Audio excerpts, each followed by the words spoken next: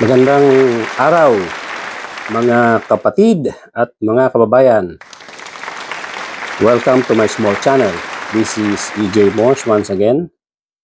At kumusta na po kayong lahat? Sana saan mang dako ng mundo kayo naroon ngayon ay nasa mabuti kayong kalagayan. Please stay safe always. Meron lang po akong gustong bigyan ng komento. Ito yung tungkol doon sa yung dalawang security officers ni Sara Duterte na ang huling pagkakadinig ko sa AFP ay iimbestigahan nila yung involvement supposed to be ng dalawang ito tungkol doon sa confidential funds na ayon doon sa disbursement officer ng opisina ni VP Sara ay sa kanila nire-release yung pera na nagkakahalaga ng daang milyon. At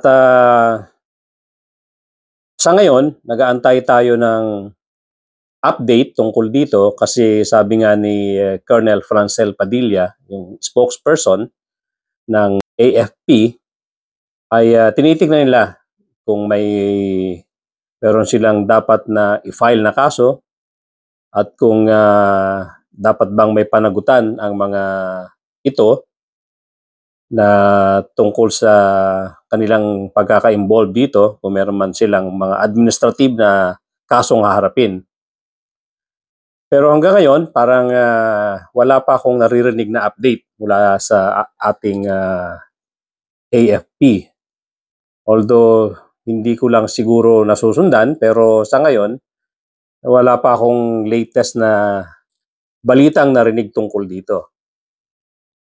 Para po sa kaalaman ng iba na hindi pa alam ang tungkol dito, itong sila Colonel Dennis Nolasco at Raymond Lachica ay ito ang tinuturo ng disbursement officer ng Office of the Vice President kung saan niya daw hina-hand over yung mga cash na winidraw galing sa bangko na supposed to be ito yung confidential funds at for releasing or disbursement doon sa mga dapat pagbigyan.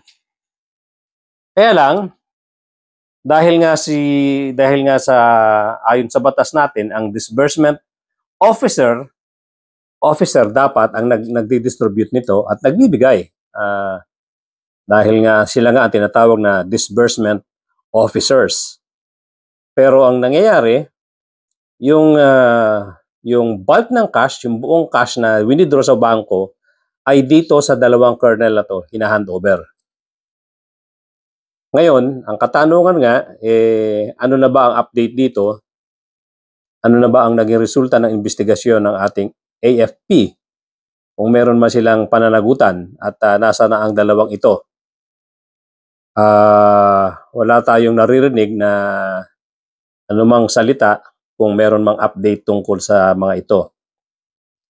Importante nating malaman dahil unang-una, ang mga taong ito ay ang ginawa nilang trabaho ay beyond their scope of work. Hindi na nila trabaho yung mag-disburse ng pera. At masakit mang sabihin, itong dalawang taong ito, lalo na itong Dante Lachica, Raymond Lachica, bukod dito sa pag-iimbestiga ng AFP, ay meron ding haharaping kaso dito sa demanda ng mga pulis na kung saan sila nga ang during the time na itatransfer si Attorney Lopez papunta sa Veterans Hospital na nauwi sa pagdadala dahil sa pambabraso ni VP Sara doon sa okasyon na yon, ay nadala sa St. Luke's Medical Center sa Quezon City.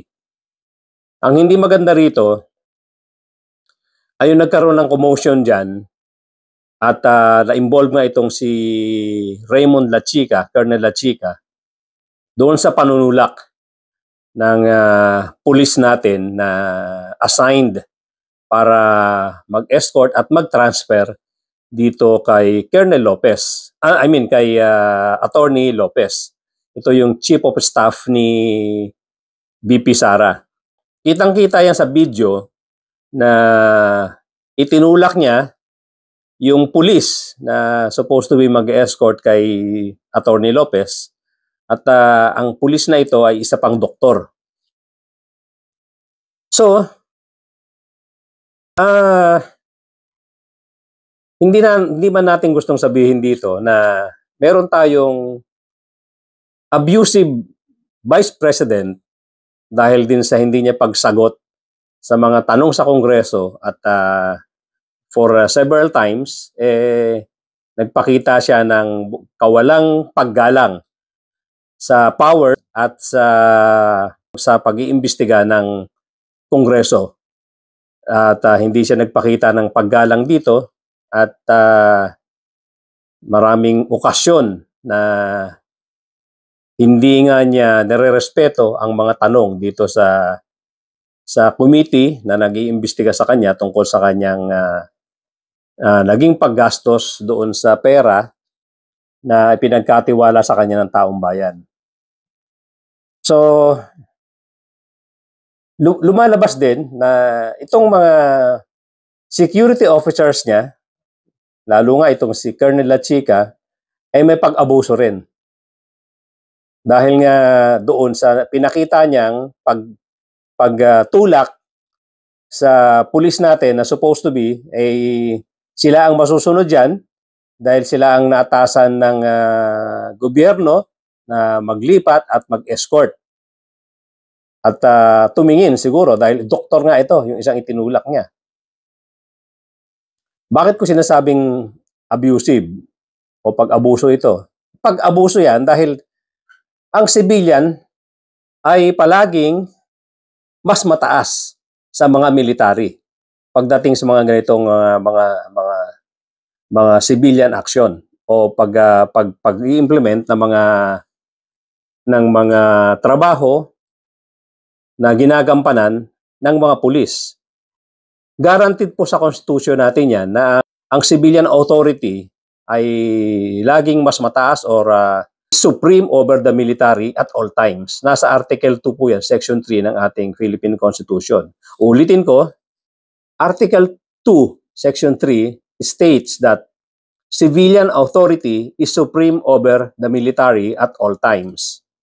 Ang PNP ay nasa ano yan, ang PNP ay civilian in character. At yan ay may national scope. Nasa ano rin natin yan, nasa Philippine Constitution. The 1987 Philippine Constitution states that the PNP should be civilian in character and have a national scope. So, nationwide sila. At sila ay sinasabing civilian nga in character. Na kung saan ang ang ating mga military ay dapat nagpapasakop sa ating mga pulis dahil nasabi nga sa ating constitution na ang civilian ay palaging mas mataas sa military. So yung okasyon na yon, yung time na nangyari incident na yon ay hindi magandang tingnan na isang pulis ay itutulak ng isang militar na wala naman silang dapat kinalaman diyan. Kahit na bodyguard pa siya ng Vice President, dapat nagsasubmit sila or sinubmit nila ang kanilang mga sarili doon sa mga pulis na naka-assign nung time na nagkakaroon ng transfer papunta nga sa hospital. So, hindi magandang tingnan. So, itong si Colonel Lachica, bukod pa doon sa hinaharap niya nga investigasyon tungkol doon sa pagkaka-involved niya doon sa confidential funds ng Vice President, nagpakita pa rin pagiging arrogante at pagiging bastos sa pagtulak doon sa ating pulis na naka-assign yung doon sa time na yon na itatransfer sana si Attorney Lopez. So yan po, nagtatanong lang po kami sa ating AFP kung ano na nangyari dito at siguro deserve naman namin na marinig dahil may pinakitang hindi magandang asal itong si Colonel La Chica at ganoon na rin si Colonel Nolasco sa pagkakadawit nila doon sa sinasabi nga ng disbursement officer ng Office of the Vice President na sa kanila ibinigay ang pera. Sana magkaroon dito ng report kung ano na nangyari sa investigasyon ng AFP dahil gusto pong malaman ng publiko yan. Dahil stakeholder, number one stakeholder ang mga Pilipino tungkol diyan sa mga pag-handle at sa pagkawala at kung saan napunta yung confidential funds na pinag-uusapan. At sana po, i-remind ko lang uli sa ating mga kababayan na tayo po mga kababayan ay palagi sanang exercise natin ang ating rights bilang mamamayang Pilipino. Gaya po ng aking mga naunang video sa aking vlog, ay tayong mga mamamayang Pilipino po, tayo po ang nagbibigay ng power, tayo nagbibigay ng authority sa lahat ng mga government officials na kung tawagin natin ay public servants. Kaya hindi po tayo dapat yumuko dito sa ating mga public servants na to, sa ating mga opisyal ng gobyerno, sapagkat tayo po ay binigyan ng Constitution ng sovereign power over these public servants.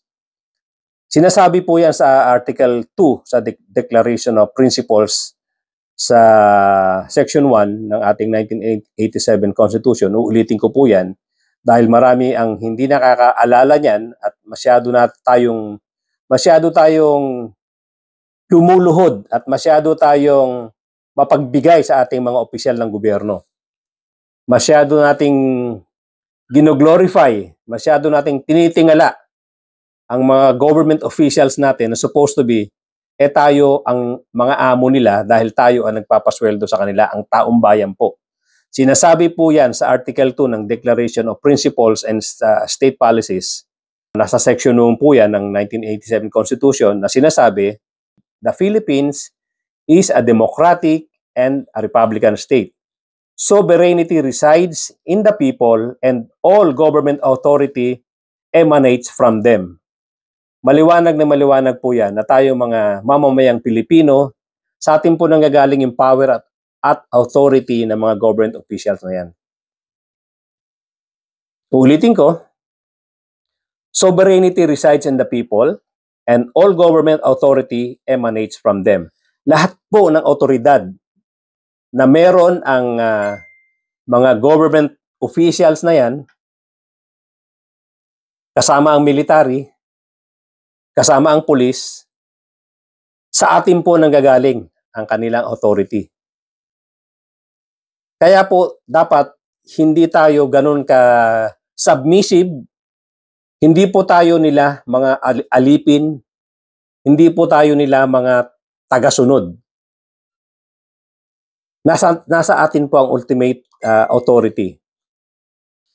Kaya hindi naman natin sila babastusin, irerespeto natin ang posisyon nila, pero dapat irerespeto rin nila ang taong bayan na nagbibigay sa kanila ng authority, ng power. Kaya tayo mga kababayan, sabi ko nga, wag natin masyadong niluluhuran ang mga public servants na to, ang mga government officials na to, at tayong mga mamamayang Pilipino ang nagpapasweldo sa kanila. Kaya deserve natin ang paggalang nila sapagkat binibigay din naman natin sa kanila ang paggalang doon sa mga kanilang posisyon na inupuan. Pero wag natin silang sambahin. Wag natin ilagay sila sa pedestal. Dahil dapat nagtatrabaho sila ng maayos, sila ay mga public servant. Dapat sila ay mag-serve sa taong bayan.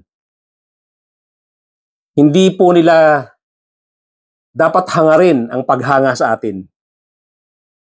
Hindi po dapat nila hangarin ang pagluhod natin sa kanila.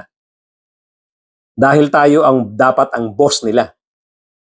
Dahil ang mamamayang Pilipino ang nagpapasweldo at nagbibigay sa kanila ng mga pribilehyo na nai-enjoy nila sa ngayon.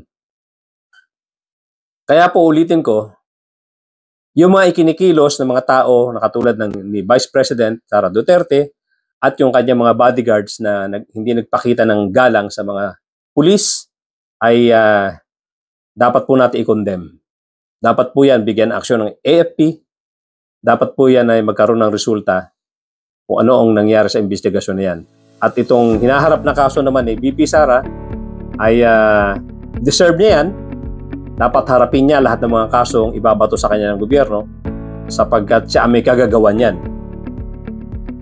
Yung napipintong pagharap niya sa impeachment ay deserve niya rin yan. Although hindi tayo sigurado pagdating sa Senado kung ano magiging resulta niyan, pero mabuti na rin yan na makarating sa Senado. Dapat trabahuin sa Congress yan, sa lower house. At pag nakarating sa Senado,